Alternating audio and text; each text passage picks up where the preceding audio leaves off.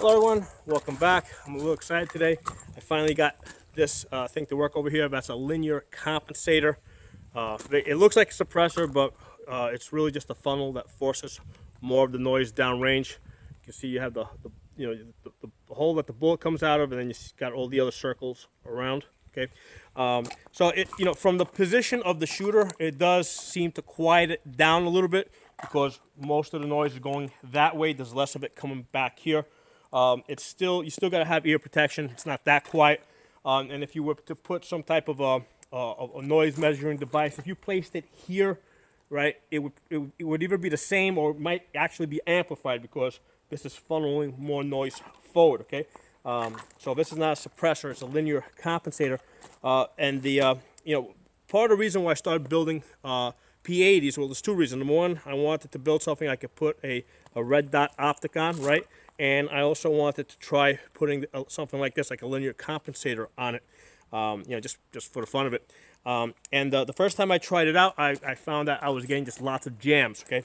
What's happening is, once you add weight to the front over here, with this design, right, this is the tilt barrel design, right? So every time this gun fires, the barrel basically drops down, and then when the slide goes forward, it comes up, so the barrel's going up and down.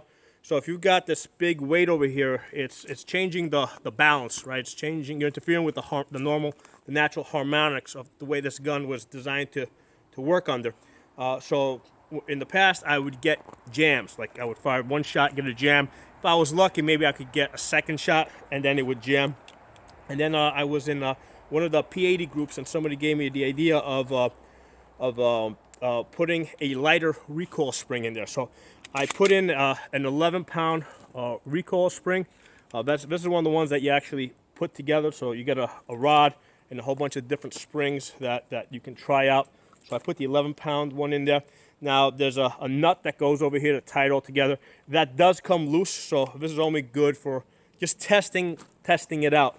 At this point, I'm just going to order, like a fixed, 10 or 11-pound spring. Now that I know that this works. Now, don't expect 100% reliability with this. Basically, I'm getting something like 95, 98% reliability. But hey, it's just a fun toy, something to have fun with. Let's have some fun with it as far as some shots. Just using Tula ammo. Now, the suggestion that was made was also to use a heavier weighted bullet, like 124 grains. But I'm finding that it's working decent with the 115 grain Tulas. And here's the thing, basically this is a toy. I just want to plink with it. So I don't want to get into using more expensive ammo just to make this work. I'd rather just get a light enough spring that will make it work with Tula or Wolf or whatever I'm able to get, in bulk. Okay, so let's try this out.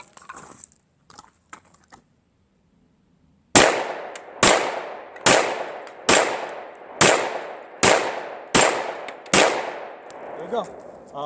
That time we had 100% reliability, but I've been playing with this, and you're gonna get occasional jams. Now my magazines are a little bit beat up because I got these clear ETS ones, and I also run these in my Palmetto PX9s. The Palmettos, they don't have a last round bolt hold open, so on that last round, the heavy bolt usually goes across the top and it shaves down the feed lips and beats up the follower.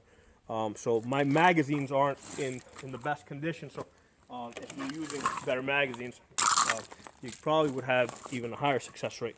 But yeah, I mean, it's working pretty good. I was considering getting a booster for this. And now you can't put an internal booster on this, so you would have to be an external one. So basically, it would have to go in front of the barrel or in front of the compensator.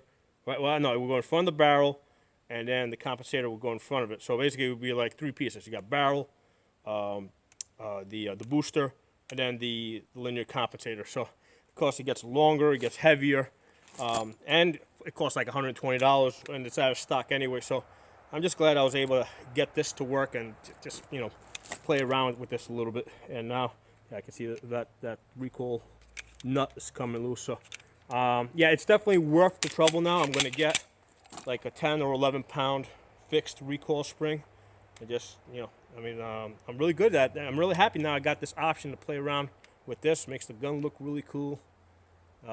You know, so you know, I train people, so I'm gonna pull this gun out. I love training people with these P80s. First of all, new shooters love to see, you know, they love using red dot optics. They also like the idea of these home-built guns. And what happens is they see this gun, they're like, oh yeah, you can build that. And I'm like, yeah, you can build this. You know, this is the place where you go get the parts. You can build it yourself. You know, and you know, people really like the idea of building their own guns, their own unserialized guns. So that's why whenever I'm going around the different ranges and I'm training people, I always bring these guys along, trying to get as many people into building P80s as possible. I want to put millions and millions and millions of these into circulation.